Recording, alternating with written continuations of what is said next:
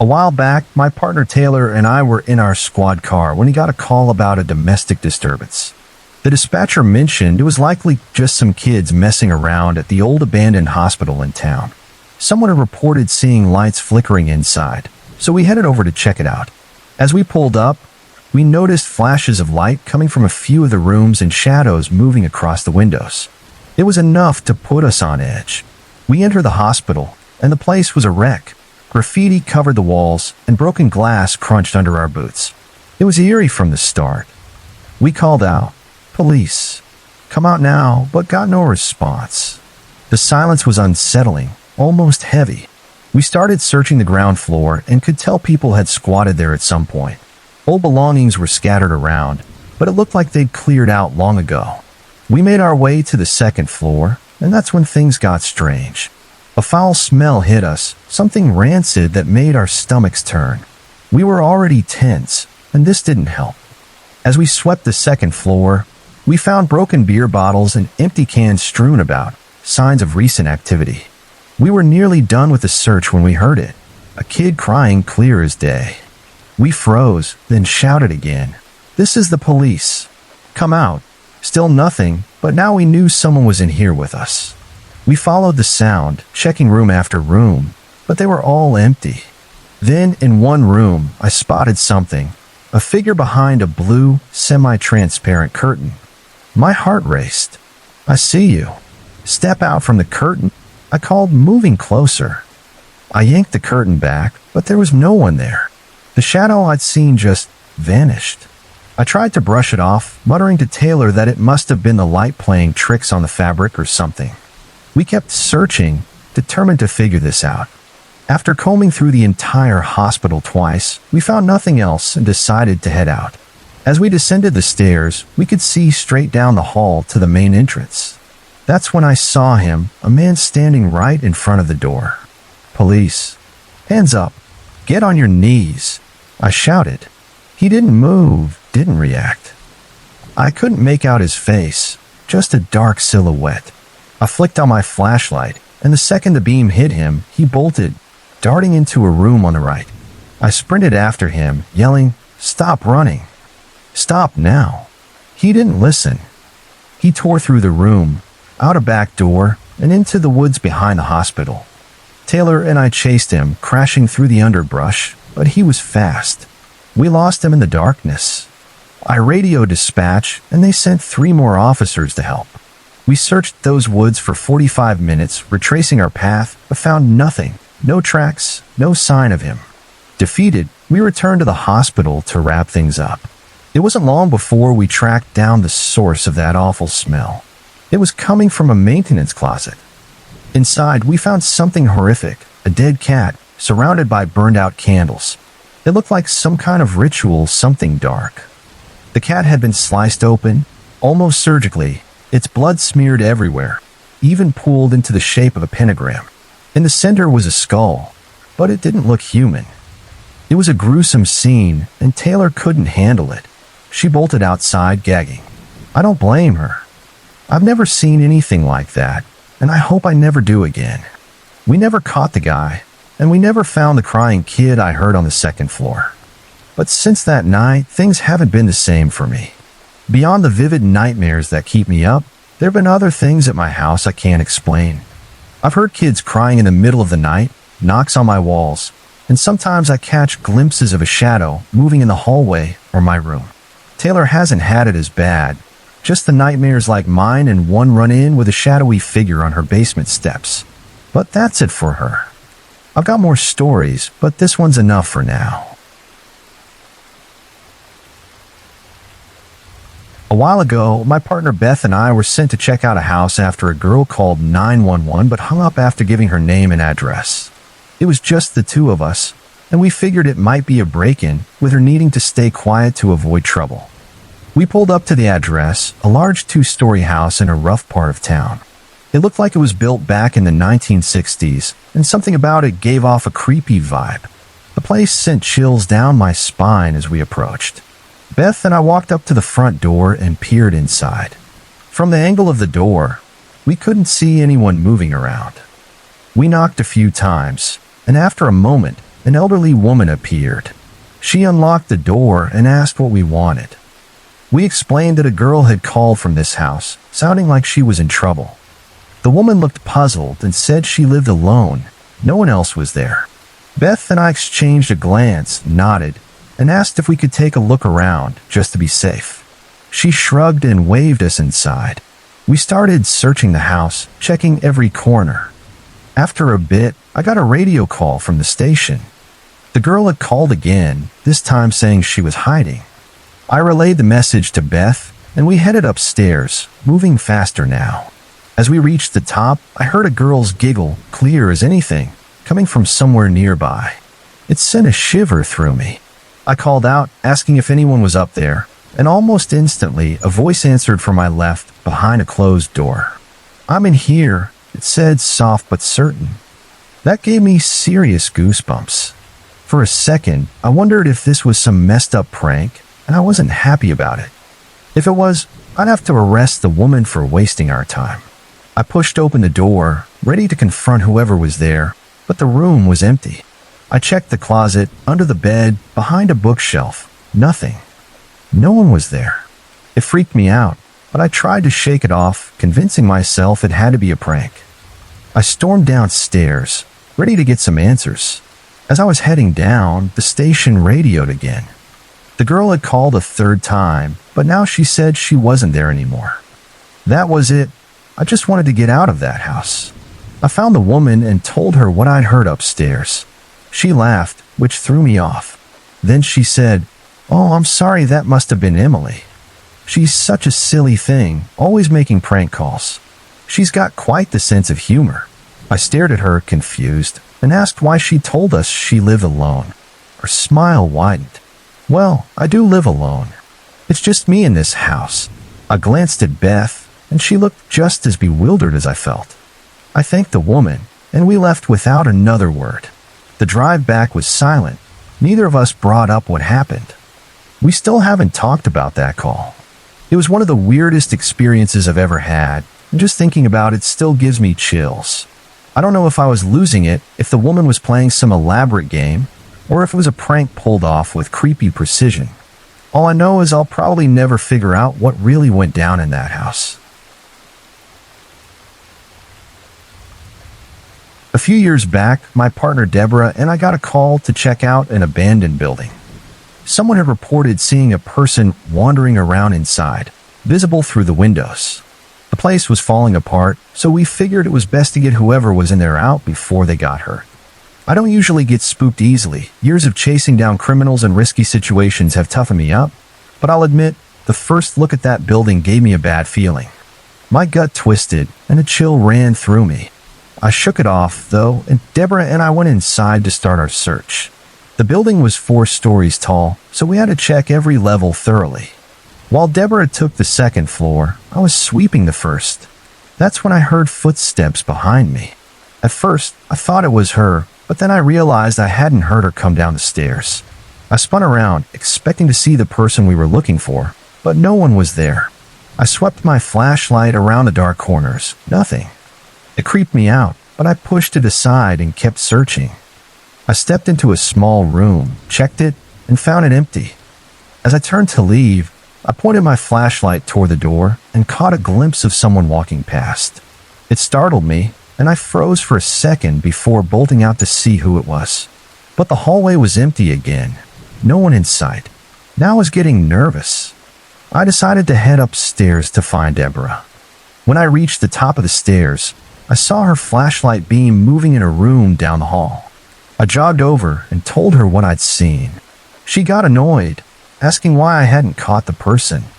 I started to explain, but before I could finish, we both heard footsteps above us on the 3rd floor. Deborah let out a sigh and started up the stairs cautiously, with me trailing behind. Halfway up, after she turned a corner, a figure stepped out at the top of the staircase and just stared at me. My heart stopped. I couldn't move, couldn't even lift my flashlight to get a better look. The figure stood there for what felt like forever, then let out a quiet giggle and walked off in the direction Deborah had gone. That snapped me out of it. I raced up the stairs, chasing after them, and after a few minutes of running through the halls, I found Deborah. I asked if she'd seen someone following her. She looked confused, so I told her about the figure. I could tell it rattled her. She glanced around nervously and gave a forced laugh, saying, "Okay, this feels like some dumb prank or something." I nodded, and we agreed to head back to the first floor to regroup and figure out our next move. We ended up in one of the rooms downstairs, talking it over for 20 or 30 minutes. My hand rested on my taser, just in case whoever was messing with us tried anything. Then we heard footsteps again, this time in the next room over. They stopped abruptly. We waited another 10 minutes, tense, but nothing happened. Finally, we'd had enough. Deborah and I bolted out the front door, took a moment to catch our breath, and decided to track down the person who'd called us in the first place. We found him in a house nearby and asked if he was sure about what he'd seen. He broke down and admitted that he and his friend Ethan had made it up, trying to pull a prank on us. They hadn't seen anyone in the building. My face went pale, and when I looked at Deborah, hers was white as a sheet. We arrested the kid for wasting our time, but I never went near that building again. To this day, I don't know if there was really someone in there with us or if what I saw and heard was something else entirely, something I can't explain. For 5 years, I worked as the only 911 dispatcher in a remote part of Alaska, covering an area about the size of Oregon. I was based in the biggest town on the Delta, a place its 6,000 residents call the city. Our dispatch office handled all emergency calls for the region after the Alaska State Trooper post closed each night. Working 911 in rural Alaska was strange enough on its own, but what I'm about to tell you didn't start with a call. It started with an odd visitor. The dispatch office sat right behind the public lobby at the police station, separated by a large bulletproof window we used to talk to people coming in to pay fines or request reports. One night, during a brutally slow blizzard-filled shift, the wind was howling, snow was blowing sideways, and the wind chill had dropped to minus 45 degrees Fahrenheit. Nothing was happening, typical for a night like that. I was on duty with 2 officers, and we'd all settled in to catch up on paperwork. By 1 a.m., I'd finished every task I could think of and was ready to kill the rest of the shift with crossword puzzles and spider solitaire, always keeping an ear out for the phone, which hadn't rung in hours. Our chief was fine with us doing whatever kept us awake once the paperwork was done, as long as we stayed at our posts. We couldn't leave 911 unattended, but the officers were always happy to cover for quick breaks. I buzzed down to the squad room and asked if someone could watch the desk so I could step outside. Sergeant A agreed, and I soon heard her footsteps coming up the long hallway. She popped her head in. I stepped out to the lobby, grabbed my coat, and headed outside. It was freezing, but refreshing. I lit a cigarette, ready to shiver through it. We always left the connecting doors open so I could rush back for any calls. The station was built on stilts to stay above the permafrost, so the front door was accessed by a flight of 10 metal steps or a ramp for disabled access, both meeting at a landing. I'd walked part way down the ramp to get out from under the roof and look at the sky. Suddenly, I heard Sergeant A gasp and call my name. I hurried back up to the door, not wanting to stub out my cigarette unless I had to, and asked what was wrong. She came to the lobby door and asked if I'd just been standing on the landing. I told her no, I was down the ramp. She said she glanced at the monitor showing the front door's security camera and saw someone standing there, peering into the lobby. The figure was shorter than me, and I'm only 5 feet 2 inches and much thinner, wearing a hooded jacket. I don't own anything like that. It wasn't me, I said. There's no one out here but me. We both shook our heads, puzzled. I finished my smoke and went back inside. She showed me where she'd been standing when she saw the monitor and pointed up at it. I looked, and there it was again, a short, thin figure in a hoodie, staring into the lobby from outside. Sergeant A bolted out of the office, threw open the lobby door, and ran to the front entrance. On the security camera, I could see the figure until her back blocked the view. But when she opened the outer door, no one was there. She stepped outside, looked around, even checked the snow by the door for footprints. Nothing. She came back in, confused. I kept my eyes on the monitor, but the figure didn't reappear. Did you hear any cars? I asked. No, she said, her voice trailing off as she caught my drift. Then she sprinted down the hallway to the squad room, grabbed her keys, and headed to her patrol car.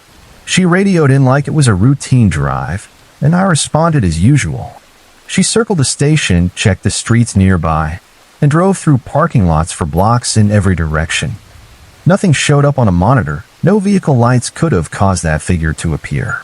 She finished her loop and parked her unit right outside the front door to give the camera a better backdrop. 5 minutes after she came back inside, the figure was there again, staring into the lobby. I shouted for her, and both officers came running. The other officer, Officer C, reached dispatch and saw the figure on the monitor for a few seconds before Sergeant A's back blocked it again. She flung open the door, but just like before, no one was there, no footprints in the snow. 3 of us, 2 cops and me, a dispatch supervisor, had seen this thing, and we don't spook easily. You can't do this job if you do. But we were rattled. Officer C went back to his desk, but Sergeant A and I kept taking turns staring at the monitor, opening doors, flipping lights, and checking computer screens for anything that could explain what we'd seen. Nothing worked. After exhausting every idea, we gave up and went back to our desks. I kept glancing at the monitor, but the hooded figure didn't show up again for about an hour. Then I got a call, someone complaining they'd paid a bootlegger $70 for whiskey and never got it. It was a common call in our moist town where adults could ship in limited liquor, but selling it locally was illegal. I explained we couldn't help with illegal deals, and as I was talking, I glanced at the monitor. The figure was back, leaning toward the door, hands cupped around its face like it was trying to see inside. I cut off the caller's angry rant, hung up, and yelled for Sergeant A. I heard footsteps coming up the hallway, but they were slow, lighter than hers, and they stopped. I stepped back to look down the hall. It was empty. There was nowhere to go except out the squad door, and that hadn't opened. Then Sergeant A appeared at the far end, calling out, "You said it's back?" By the time she reached me, the figure was gone. I told her about the footsteps I'd heard, and she held my gaze for a long moment, her expression serious. It unnerved me. "Had you heard them before?" she asked, her tone heavy. I admitted I had, but only on windy nights, always chalking it up to the old building creaking or pipes rattling. Then I told her what my trainer had shared when I started. Apparently, the squad room used to be holding cells in the station's older section. Before they built the new jail, prisoners were kept there. Some died, drunks choking on vomit, unreported injuries turning fatal, or maybe a cop getting too rough with a repeat offender. After the cells were removed, people working alone in the front of the station would hear soft, shuffling footsteps coming up the hallway, stopping at the water cooler. When they looked, no one was there. My trainer said he'd heard them a dozen times, always on midnight shifts, always alone. "You've heard them too?" I asked. She nodded, looking relieved. "The other night when I was covering for you, I heard them. You were outside, C was on patrol, and those footsteps came right up to the cooler." I thought I was losing it. We considered asking Officer C, who'd been there longer, but decided against it. He was a by-the-book type who'd probably feel obligated to report it, and we knew he'd stick to saying he didn't get a good look at the figure. Sergeant A stayed in dispatch, working at the spare desk with a clear view of the monitor. I fiddled with crosswords, glancing up every so often. The door looked normal each time. Suddenly, she slammed her papers down and snorted. "I can handle drunks with guns, but shadows in the window? I can't deal with this crap."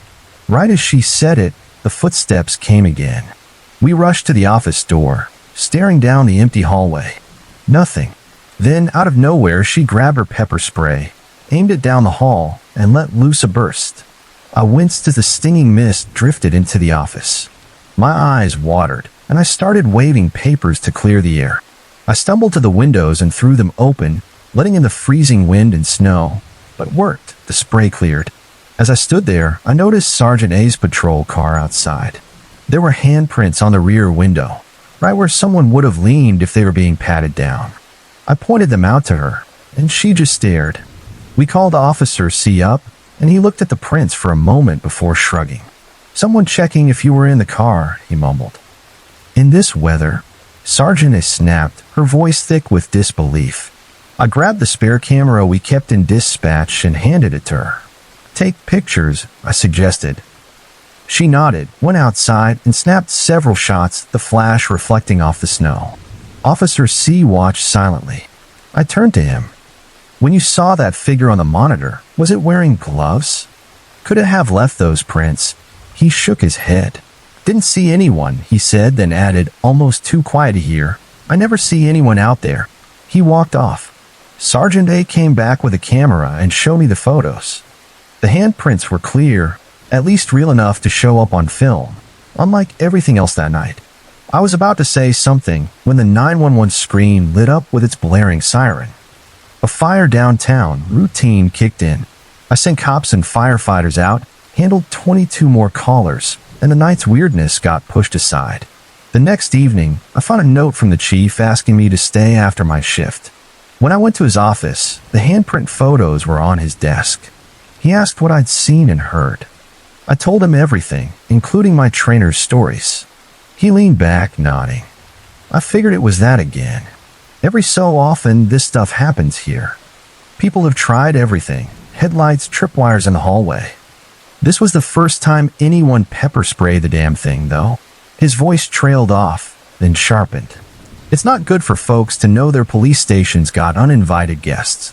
I nodded fast. Working out there was tough enough without the chief on my case. They won't hear it from me. I promised, and I meant it, at least until I sat down to write this. That was over 10 years ago and 4,000 miles away. But late at night, my mind still wanders back to that station, wondering how many hooded figures and shuffling steps have visited since. When I was about 8 years old, my family moved to a new house in Illinois. My dad was a chef, so he was hardly ever home, always caught up with work.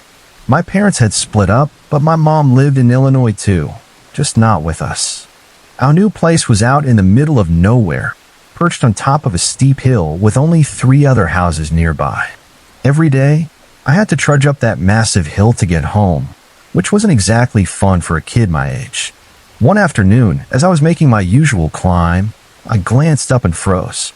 There, in my bedroom window, was what looked like a person staring out, hands cupped around their eyes like they were trying to see better. My heart raced, and I completely panicked. No way was I going inside after that. I stayed outside, terrified, refusing to step foot in the house until my dad got home that night. When he finally showed up, he tried to calm me down, saying it was just my imagination playing tricks on me. I wanted to believe him, but something about it felt too real.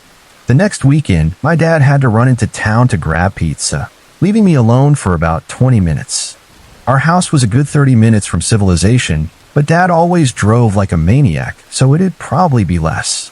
I was messing around on his computer, playing some games to pass the time, when I heard this weird rustling noise coming from the attic. Being a dumb 8-year-old, I figured it was just a squirrel or something scurrying around up there. I didn't think much of it and went back to my game.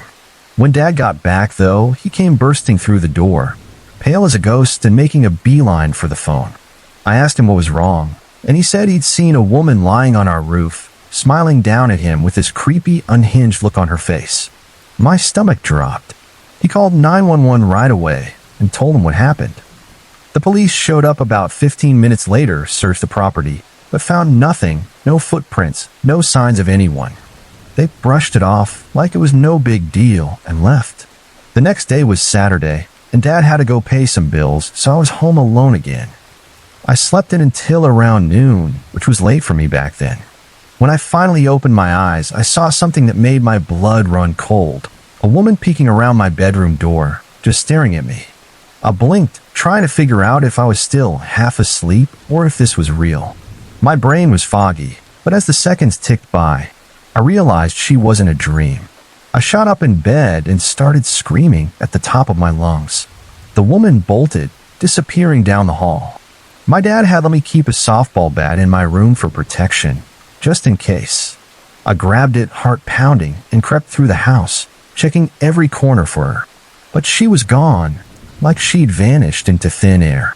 I was shaking, completely horrified. I called my dad immediately, and he raced home.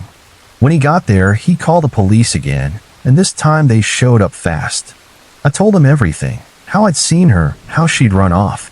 While we were talking, one of the officers froze and held up a hand. We all heard it, rustling, coming from the attic again. The cops asked my dad if they could check it out. He shrugged, kind of sarcastically, and said, "Sure, go ahead." Probably just squirrels. They climbed up into the attic, and for a solid 5 minutes, there was nothing but silence. Then, out of nowhere, we heard two officers yelling, "Get on the damn ground now." My dad and I exchanged a wide-eyed look. One of the cops came back down and told us to step outside, so we did, waiting nervously in the yard. About 5 minutes later, they came out with her, a woman in handcuffs, staring right at me with this eerie, unblinking gaze. My jaw dropped when I saw what she was wearing. My dress, my clothes, even my jewelry.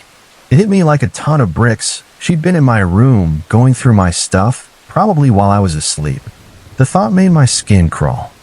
I'm 16 now, living in a town far away from that house. But I still think about it sometimes. What could have happened if I hadn't called my dad that day? Or if I hadn't woken up when she was standing there watching me? It's the kind of thing that sticks with you, no matter how much time passes. My name's Shane, and I'm from a small town called Wixton in Leicestershire, England. It's a tight-knit community where pretty much everyone knows each other, which becomes important later on. This story happened when I was 17, and my parents were off on their honeymoon in Manchester. They're huge Manchester United fans, so they wanted to visit the stadium and spend some time in a cozy cabin for a getaway. Since they'd just gotten married, I didn't mind being left alone. It wasn't a big deal. I'd stayed home by myself plenty of times before, and I figured they deserved a break. Everything was fine at first. I was upstairs in my bedroom, blasting music on my MacBook and strumming along to songs on my guitar. My room's right at the top of the stairs, next to my parents' bedroom, with a bathroom just off to the side.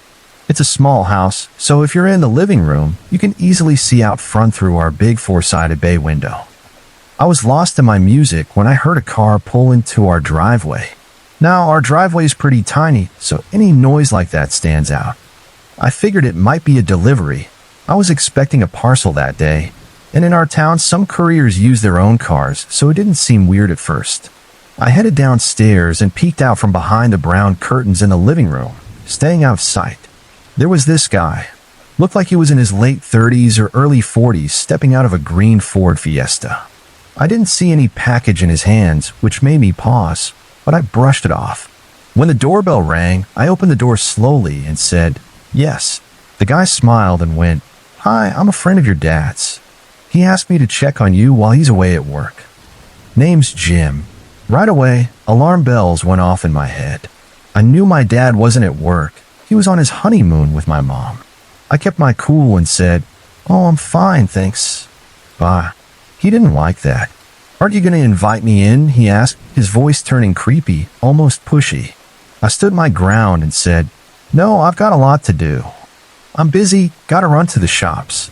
He huffed, clearly annoyed, muttered, "Okay, fine, maybe next time," and stomped back to his car. He peeled out of the driveway like he was pissed off. As soon as he was gone, I grabbed my phone and called my dad. I told him everything, and he was confused. "Jim? Never heard of anyone named Jim in town," he said. He thought maybe the guy got the wrong address, but I wasn't so sure. My stomach churned.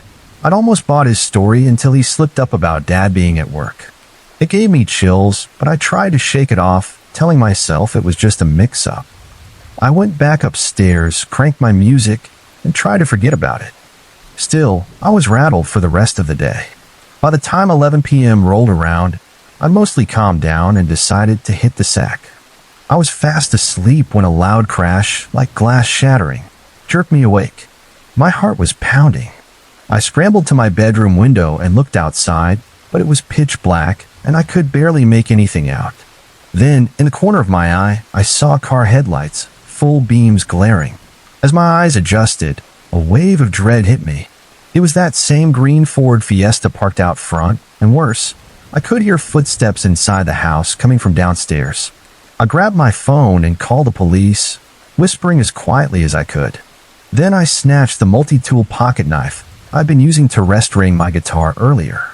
It wasn't much, but it was better than nothing. I stood by my bedroom door, listening as the footsteps got louder, moving up the stairs. My pulse was racing. When I heard the door creak, like someone was pushing it open, I didn't think, I just acted. As soon as I saw a foot cross the threshold, I threw all my weight against the door, slamming it shut. The guy screamed, a gut-wrenching sound, so I knew I'd hurt him. I yanked the door open again and saw him crumpled on the floor, clutching his foot. Without hesitating, I kicked him hard in the face and bolted past him, running out of the house. I hid in a big bush across the street, my heart hammering as I waited for the police. It felt like forever, but they finally showed up about 10 minutes later. They went inside, and after what seemed like ages, they dragged the guy out in cuffs. Turns out he'd been hiding in my wardrobe, gripping a bread knife he'd grabbed from our kitchen. They also found rope and duct tape in his pockets. The cops told me he was a known creep who'd been pulling this stunt on other teens, claiming to be a family friend to get inside, then trying to kidnap them for ransom. He'd been wanted for a while for similar crimes. I don't know what happened to him after that, but the police said I was lucky and handled it the right way. They called my parents, who started driving back as soon as they heard. Ever since that night, I keep that pocket knife by my bed when I sleep, just in case. 2 years ago, I lost my wife and one of my twin sons in a car accident. A drunk driver ran them off the road, and they crashed into a tree while coming back from the store. My surviving son was 6 at the time. We lived in a big house on 4 acres of land, a place my wife and I had chosen because we dreamed of raising a large family. The house was laid out like this. My bedroom door was right next to my son's, and if you stepped out of his room and turned left, you'd be in mine. Next to my room was a playroom we'd set up for him and his friends. Across from that was the kitchen, and straight down from his room was the living room with the front door nearby. Beside our house was a cottage I rented out to my younger sister, just down the driveway. Across the street lived an elderly couple, Jake and his wife, whose house faced the cottage's front room. Jake was a retired drug cop for the county and bred German shepherds, some of which worked in K-9 units around the area. They had 2 pups left from a litter, and when my wife and son were still alive, Jake gave each of my boys a female puppy to raise. The boys named them Ash and Tara. Whenever I did small fix-it jobs for Jake and his wife, my sons would tag along, and sometimes we'd all get invited over for dinner as a thank you. When my wife or I couldn't be home, the boys would sleep over at Jake's place, and Jake's dogs treated them like family. My son could even bring Ash and Tara along. 6 months after the accident, my sister married a guy with 3 teenage sons and a daughter. Since the cottage only had 3 bedrooms, 1 bathroom, a kitchen, and a family room, she asked if they could rent our big house instead. Nobody in the family was thrilled about her new husband. He gave off a bad vibe. One of his sons, Kyle, was especially troubling. Every time our families got together, Kyle would harass my boy, and both dogs, Ash and Tara, would go nuts, growling whenever Kyle or anyone from his family got close. I didn't trust my sister's husband either. Something about him felt off. One day, my son was playing outside with his friends when Kyle started threatening to kill Ash and Tara. I overheard it as I came around the corner and stepped in telling Kyle, "If you ever hurt my son or his dogs, you won't see your next birthday." The kid looked scared out of his mind and ran off to tattle to my sister. She called me, yelling about what I'd said, but I doubled down. "If anything happens to my son or his dogs, you'll be dealing with the sheriff." Kyle was already a known troublemaker in town. Whenever something got stolen or broken, the sheriff's first stop was his door. My best friend growing up happened to be the sheriff, so he knew exactly where Kyle lived. One night, I was over at Jake's, talking with him and his wife. I warned them to keep an eye out because Kyle and his family seemed unstable. A few months later, someone broke into their house, but Jake's German Shepherd scared the intruder off before it could bite. The guy bolted, slamming the door behind him. What the intruder didn't know was that Jake had a silent alarm system. Naturally, the sheriff showed up and went straight to question Kyle about where he'd been. They didn't catch anyone, but Jake, his wife, and I were all pretty sure it was Kyle. After that, Jake told me about a friend of his who trained K-9 dogs for police and federal agencies. He said this guy could train Ash and Tara to protect my son and even certify them as therapy dogs so they could stay with him all the time. I told Jake I was in, no matter the cost. I explained to my son that his dogs were going to doggy school over the summer, and he'd go with them to learn how to work with them. When school let out, I dropped my son, Ash, and Tara off with Jake and his wife on weekends, or I'd take them to training myself when I wasn't working, then pick them up later. One day that summer, Kyle showed up out of nowhere and asked where my son was during the day. I told him to get lost and leave my kid alone. He got mad, saying I'd pay for disrespecting him, and I saw something dark in his eyes. I called my sheriff friend and reported it. He went to talk to Kyle, but told me there wasn't much he could do yet. He suggested I arm myself, and I let him know I already carried a gun and kept one in the house. Later that day, my sister's husband came banging on my door, cussing me out for calling the cops on his son. I told him to stay away from my home and my kid, warning him I'd do whatever it took to protect my son. He backed off when he noticed Jake's son, who was also in law enforcement, watching from Jake's porch. Jake's son later told me his dad kept him updated on all the drama at my place. A few hours after that mess, my sister called and said she was taking her husband and kids on a week-long vacation to let things cool off. Honestly, it was a relief to have some peace for a while. The summer went by with work and dog training, and my son started to seem more confident, especially after spending time with Jake and his wife. When my sister's family got back, though, I ran into Kyle, and he had this sinister look that gave me a bad feeling.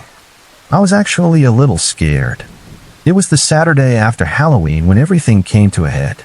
I'd taken my son and his bag of candy to his room and tucked him into bed. Ash and Tara slept in his room, near the door, while he was farther back, away from the window that faced the main road in Jake's house. After getting him settled, I went to the kitchen for a soda and some chips, then plopped down in the living room to watch TV. The news was on around 10 p.m., and I must have dozed off. I woke up to the sound of glass breaking and both dogs going absolutely wild, barking like crazy. I heard a man's voice yelling, "Get them off me." I grabbed the shotgun from the safe in the hallway closet and rushed toward the noise. In the dark, I found Ash and Tara in my bedroom, snarling and biting someone. When the figure stood up, I didn't hesitate. I fired twice, and the dogs darted out of the room. My first thought was my son. I ran to his room and found him crying in the closet, with the dogs guarding him, still barking. Then I heard the front door open. I spun around, shotgun raised, but it was Jake holding his own shotgun. I told him to take my son to his house, and the dogs followed them. I checked the playroom to make sure no one else was in the house. Soon, I heard police sirens getting closer. Later, I learned Jake's wife had called 911 after hearing the gunshots. The cops burst through my front door, guns drawn, and told me to drop my weapon and back away with my hands up. They detained me in a squad car until the sheriff arrived. He opened the door and said it was Kyle on the floor, a kitchen knife in his hand, looking dead. When my sister's husband heard, he lost it, screaming that he'd kill me and do to me what I'd done to his son. The cops arrested him for the threats. I was taken to the sheriff's department for questioning. After reviewing everything, Kyle's history of threats, the break-in, the knife, they decided not to charge me with murder. It was clear he'd come to harm me and my son. My sister was furious when she learned I wouldn't be charged. She packed up her family and left the house she'd been renting for me. Later, she divorced her husband and tragically took her own life. The sheriff told me her ex is now serving a life sentence for killing his third wife. I haven't heard from him since. My son and I still live in the same house. I check on Jake and his wife every day, grateful for their support. They've been like family to us, and I make sure they know how much that means.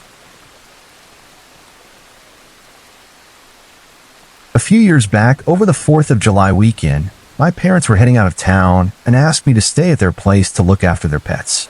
They had a few animals that needed feeding, and I didn't mind helping out. I figured it'd be a chill weekend, so I brought my PlayStation to keep myself entertained. Their house has a detached garage with one car parked inside and my dad's massive collection of tools. He's got enough craftsman gear to open his own store if he wanted.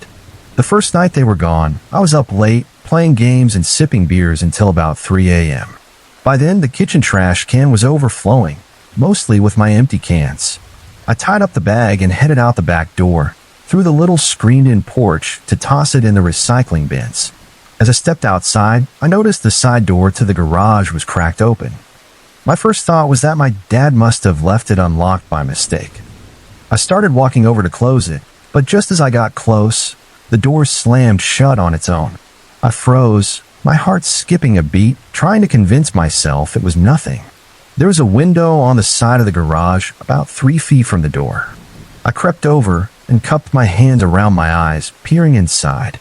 It was dark, and I stood there for a solid minute squinting, wondering if I was seeing movement or if my eyes were just messing with me. I was about to chalk it up to the wind when, out of nowhere, this pale, ghastly face turned and locked eyes with me. I realized I hadn't been staring into empty darkness. I'd been looking at the side of someone's head, their black hair blending into the shadows. They'd been watching the door the whole time. I stumbled back, nearly tripping over my own feet, my heart pounding like crazy. For a split second, I was paralyzed, but then I snapped out of it and sprinted up the porch steps, through the screen door, and into the house. I locked the back door behind me, flipped off the kitchen light, and peeked out the window. The garage lights started flickering on and off, flashing through every window. Panic took over, and I ran through the house, shutting off every light I could find. If someone was out there, I didn't want them knowing where I was. I was heading toward the front room when I heard a loud bang from the back door, followed by the sound of glass shattering. Then came this high-pitched noise, like a dog whining, but worse, it sent chills down my spine. I glanced toward the dining room where my phone was charging, realizing I'd have to pass by the back door to get it. As I grabbed my phone, I turned and saw something I'll never forget. That same pale face, now attached to a head smashed through the back door's window. Blood was pooling on the floor, dripping down the door. The guy's head and one arm were inside, flailing wildly. He was gripping the door frame with one hand, and in the other, he held a hatchet. I nearly passed out from fear. I yelled something, I don't even remember what, but it was enough to catch his attention. His head snapped toward me, and he started pulling himself through the broken glass, cutting himself worse. That horrible shrieking noise started again, louder this time. My legs finally kicked into gear, and I bolted for the front door, fumbling with the lock. I managed to get it open and stumbled outside, dialing 911 as I ran. I ducked behind my car in the driveway, crouching low, listening to the chaos inside. The guy was smashing everything, screaming and whining like a maniac. About 5 minutes later, the police pulled up. When they saw me, they rushed over, asking what was going on. I told them about the guy, the hatchet, everything. We all looked toward the house, and there he was standing at the front door's glass panel. He was wearing a white shirt, some kind of tight shorts, and no shoes, blood pouring from his cuts. He still had that damn hatchet in his hand. The cops drew their guns, but he just stepped back, closed the door, and disappeared inside. The officers decided this was above their pay grade and called for a SWAT team. When the team stormed the house, they found the guy hiding under my parents' bed, stark naked. He'd trashed the place, smashed furniture, broken glass everywhere, blood smeared on damn near everything. He'd cut his arm and stomach wide open, crawling through the window. They had to tase him to get him under control, then carted him off in an ambulance to the hospital. Turns out he was some mentally unstable guy who'd been living in the garage for who knows how long.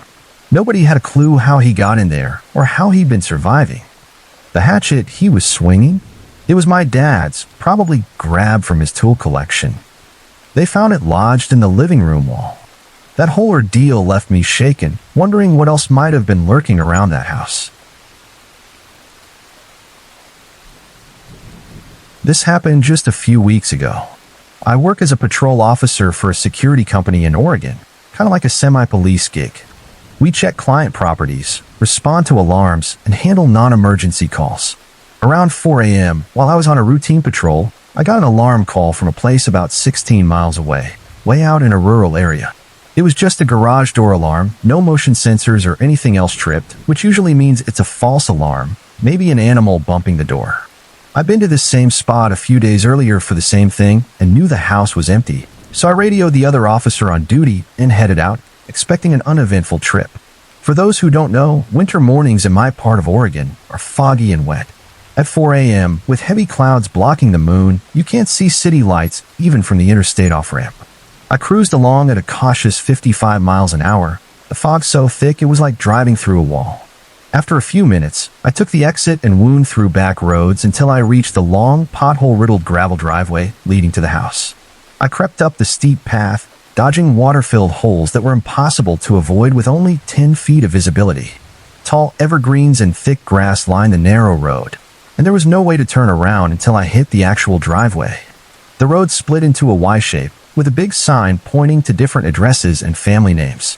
I took the familiar fork from my last visit, knowing it got rough for my rear-wheel drive car. The driveway was more mud than dirt after the previous night's rain, slippery and steep. I had to gun the engine to keep momentum and avoid getting stuck, the car sliding and jostling the whole way. Finally, I pulled onto the concrete slab in front of the house, a newer mobile home, probably from the early 2000s, with a fireplace addition and a detached two-car garage connected by a covered walkway. The slab could have parked 6 cars easily. The property spanned about 5 acres, backing up to government-owned forest land, meaning it was surrounded by dense woods.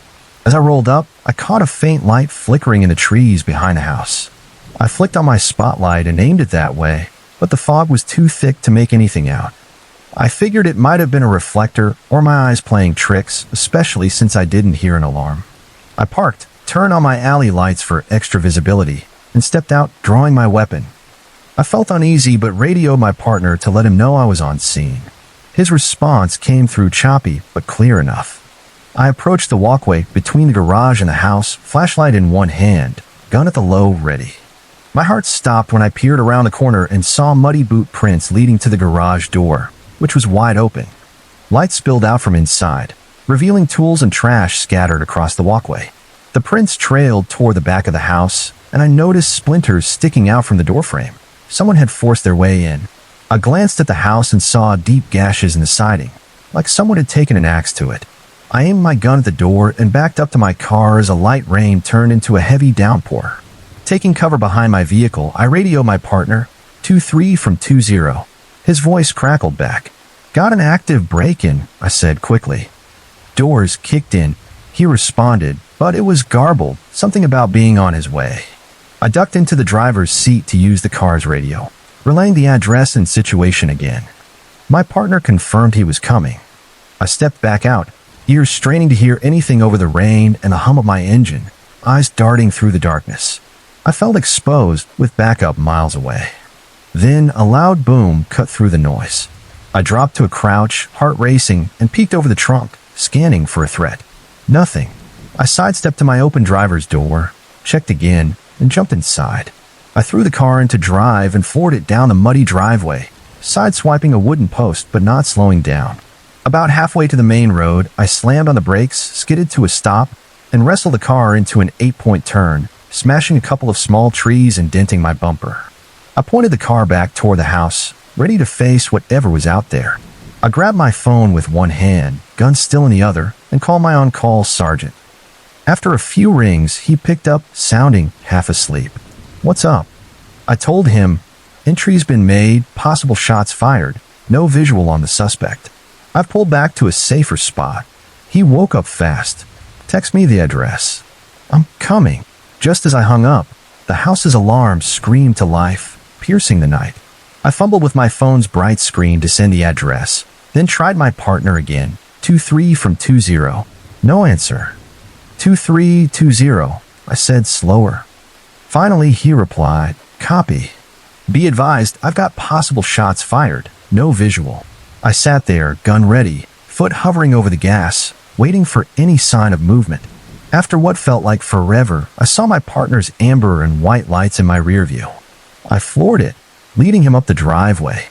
"Stay left and gun it, or you'll get stuck," I radioed. Our cars roared up the muddy path until the house came back into view. I parked in a half-turn, my partner right behind me. I was out of the car before I knew it, weapon raised, moving toward the garage. The alarm was deafening as we got closer. I took the right wall of the garage, my partner took the left by the house.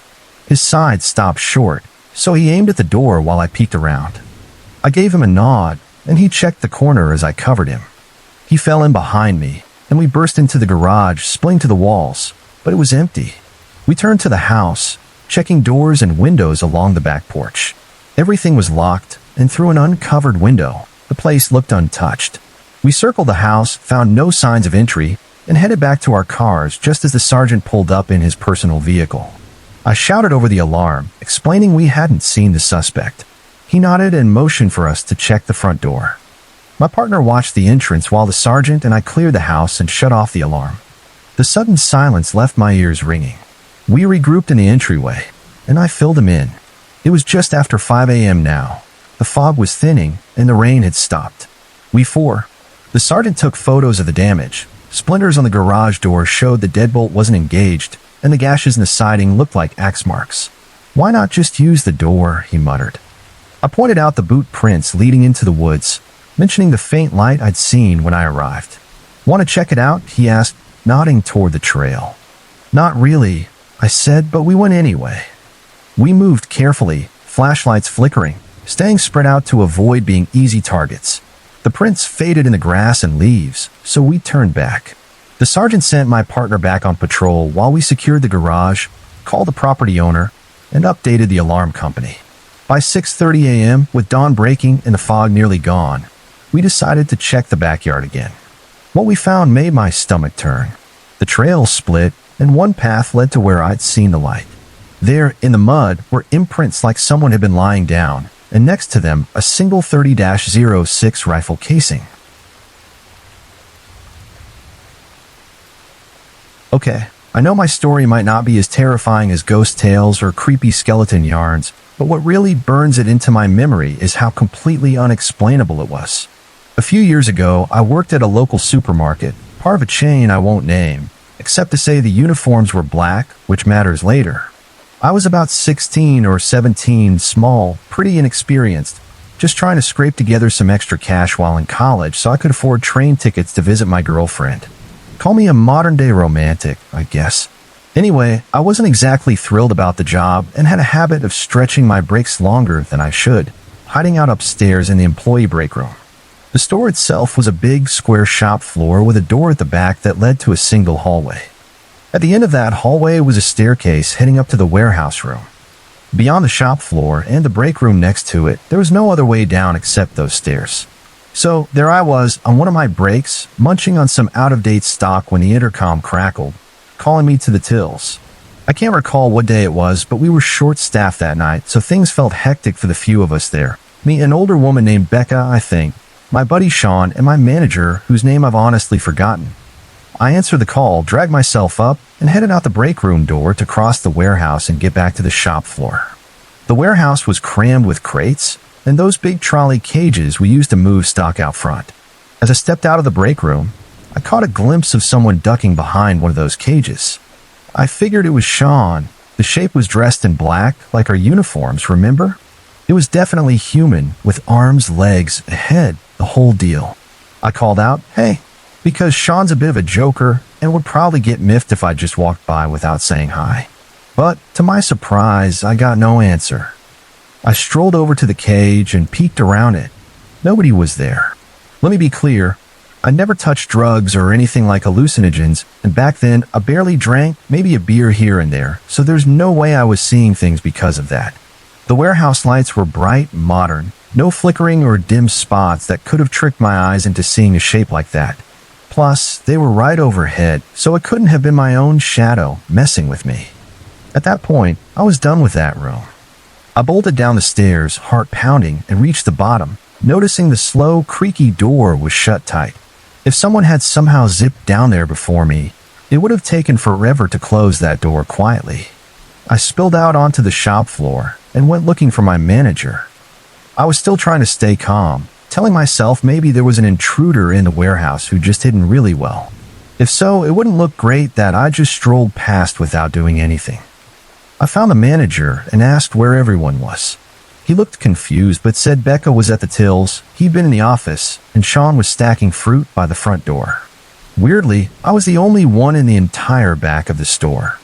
Now, I know this doesn't sound all that scary, but what stops me from brushing it off as a trick of the mind is how all the facts line up against that idea. I love horror and creepy stuff as much as anyone, but I sleep fine knowing most of it's just made-up nonsense. This was real. I saw something, not some vague shadowy blur, but a solid human figure that was there when logic says it couldn't have been.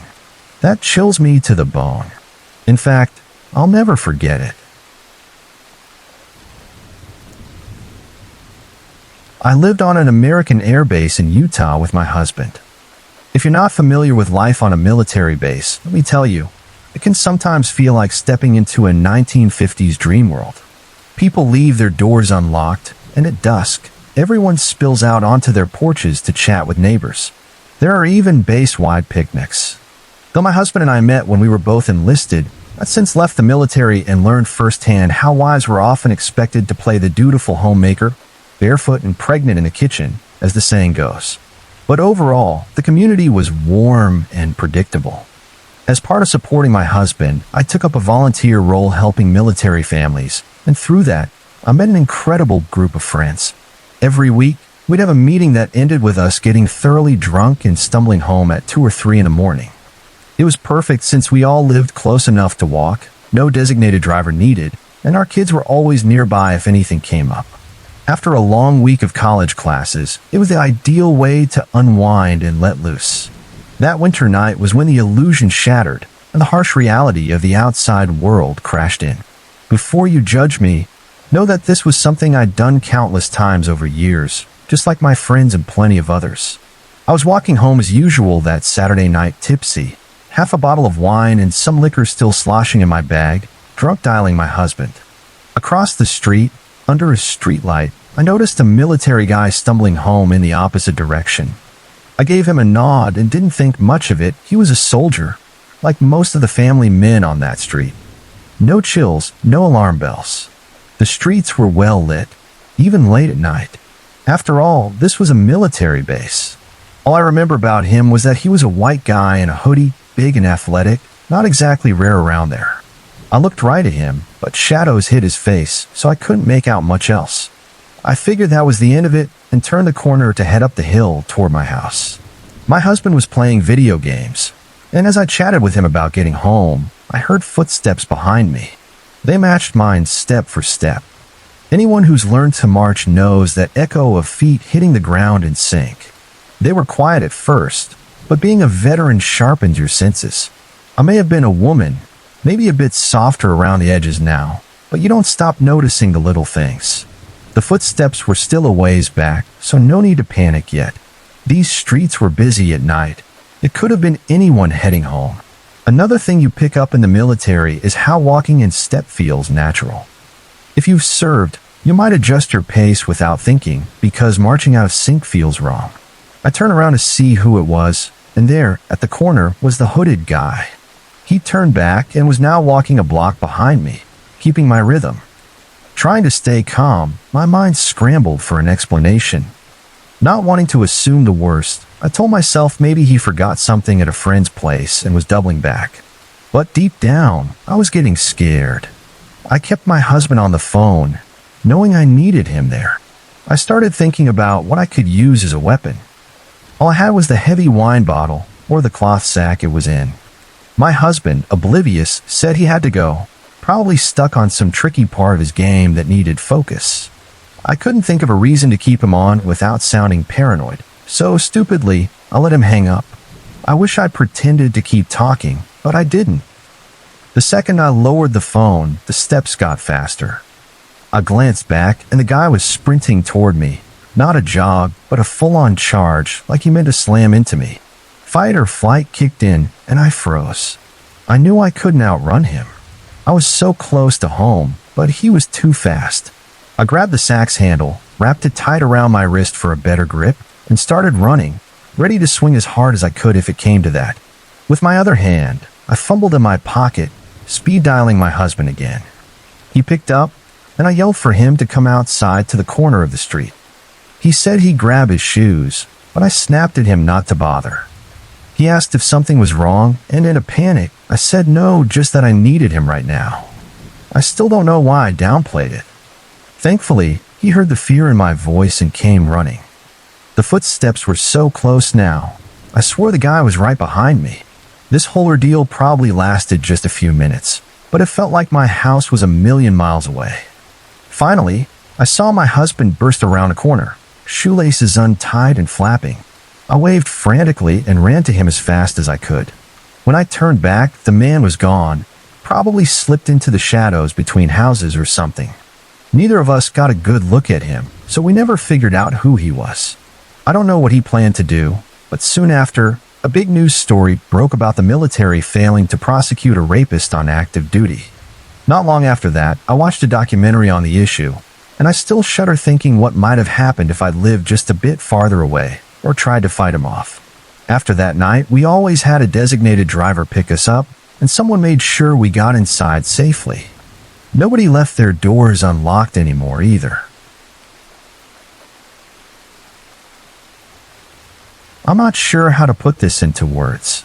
It's been 2 years since it happened, and I'm still seeing a psychiatrist twice a week, taking different antidepressants to keep my school and social life from grinding to a halt.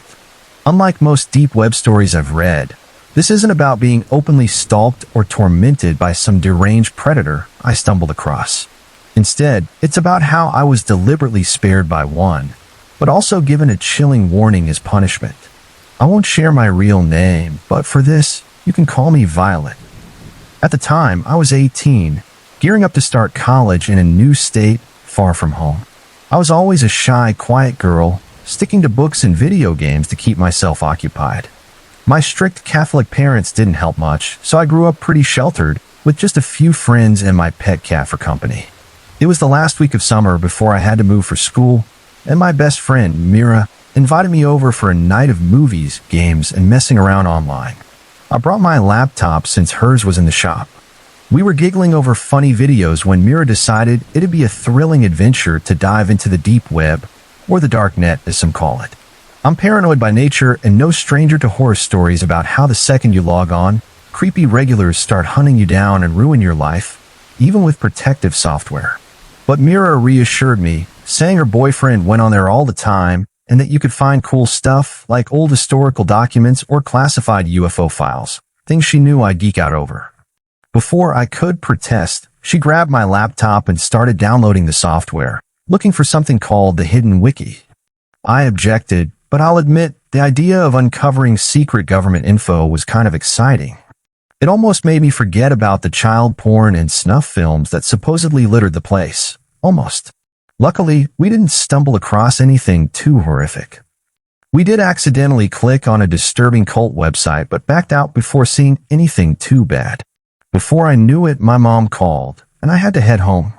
I said goodbye, promising to text Mira when I got back to let her know I was safe. Once I was settled in my cozy room, my cat curled up against my leg as she slept. I realized I'd left the Hidden Wiki open. Curiosity got the better of me. Since we hadn't found any classified documents earlier, I figured I'd take another shot at it. I was more relaxed now, browsing without worrying too much about running into something gross or disturbing. A few seconds after clicking my fourth link, a chat box popped up. A message appeared, "Good evening." I swear my heart stopped. All I could think about were the Reddit and creepypasta stories. Rape, my family slaughtered, me left to die in some cold, dark warehouse. Oh shit, I thought. Another message came through. "It's alright. I can wait for a reply, or not if you prefer. I imagine this is a bit terrifying for you. Take your time." For a potential murderer, they were oddly polite. Stunned, I typed back without knowing why. "Who are you?" Brilliant response, I know. The person replied instantly, their username a jumble of numbers, completely anonymous. They wrote, "Just a lurker who spotted a newcomer. You're lucky I'm not one of those sick bastards on the kiddie porn sites." I froze. Then another message arrived. "I imagine that's not funny to someone as kind and innocent as you. That's okay. It's better to have more people like you in this twisted world. Much better." At this point, I was either hallucinating or tumbling into some demented creepypasta fanfic. I preferred hallucinating. Shaking, I typed, "You don't know anything about me, and the fact that you're so polite, I don't get it." They responded right away. "Would you rather I dig up your IP address and send you creepy threats while stealing your info?" I could do that too, it'd take a bit, but it's doable. I quickly typed, "No, no thanks. I'm not insulting you, I'm just surprised." They replied, "I get it. Not everyone here's a perverted animal. Some of us have our quirks, but we've got manners too." I was about to type again when they continued, "No, Violet." My blood ran cold. This is no place for you. I don't mean to sound like a nagging parent, but you're a vulnerable young girl. You might as well be a juicy steak dangling on a string. You're lucky I found you before others did. With trembling hands, I typed, "Others? What would they do?" They answered, "We both know what they do, Violet." They were right. Those thoughts had raced through my mind minutes earlier. Then they wrote, "You have a cat." I blinked. I could see how they might have guessed my name, maybe traced my router or IP or something. But I barely use social media, just a private Facebook, and I'd never mentioned my cat online. It hit me then. My tabby had just climbed onto my lap, and if I were on a Skype call, my webcam would have shown her clear as day. My stomach dropped. "Well, you can certainly see her cuteness," I typed, trying to play it cool while screaming inside. They replied, "She's adorable. I've got a long-haired one myself. Sorry, but this is my way of showing how easy hacking can be. I'm not the best, but if someone like me can see your life this clearly, imagine what others could do. You seem like a smart, bright girl with a future ahead. Don't screw this up. Close everything, wipe your laptop clean, and never come back here. It's better for you. Why are you doing this? Why help me?" I typed, my hand shaking as I stroked my cat to calm my racing heart. I could feel their eyes watching through the screen, laced with pity. They replied, "Call it pity, or maybe white knight syndrome. I can't help but soften for a genuinely kind, pretty face sometimes. Plus, a cat lover? Those are rare. So, thank you for the info." I started to type, unsure what to say, but they cut in, "Don't take this wrong, but I'm going to punish you for wandering somewhere you shouldn't. Relax, nothing physical to you, your family, or your cute cat. Just a warning to show you how dangerous this place is. It'll sink in, trust me. You'll see." I tried to type, but my keyboard froze. Then it worked again, and I managed. "You won't hurt me?" They answered, "I won't lay a hand on you." What choice did I have? I stared at my webcam, its red light glowing, and gave a shaky nod, not sure why that felt right. They wrote, "Good. Glad we understand each other. Good night, Violet." I typed one last time. I guess I should wish you good night too. I'm glad I didn't run into any monsters here. After a pause, their final message came. "Who says I'm not one of the worst kind of monsters?" With that, the chat box vanished, along with the webpage. I closed everything, did as they said, and went to bed, shaken. The next morning, my mom woke me, looking worried. "Did I do something wrong?" I mumbled. She frowned. "Honey, when was the last time you saw Mira?" My heart sank. Apparently, Mira had vanished last night, shortly after I left her place. Her parents thought she was with me, but the mess in her room and hallway showed signs of a struggle. She'd been dragged out. Part of me knew that stranger was involved. I just knew. My mom, Myra's parents, even the police grilled me about her disappearance. I said I knew nothing. I couldn't bring myself to mention the deep web, not even for my friend. Part of me feared for my own life. Another part knew they wouldn't like what they'd find if I pointed them there. My fears were confirmed when I got an email from a throwaway account. Subject line, "Mira." There was a file attached. I won't describe what I saw. If I do, my anxiety will spiral, and those images will sear back into my brain. All I'll say is Mira is gone, very much dead. What's left of her isn't coming back. In the email, there was one line, "For words that'll haunt me until I die," heavy with survivor's guilt. Do you understand now? I don't think I ever will. I'll never grasp how someone could save me from a fate that took my friend, a fate they cost. How could a monster choose to spare one, but destroy another? No, maybe I do get it.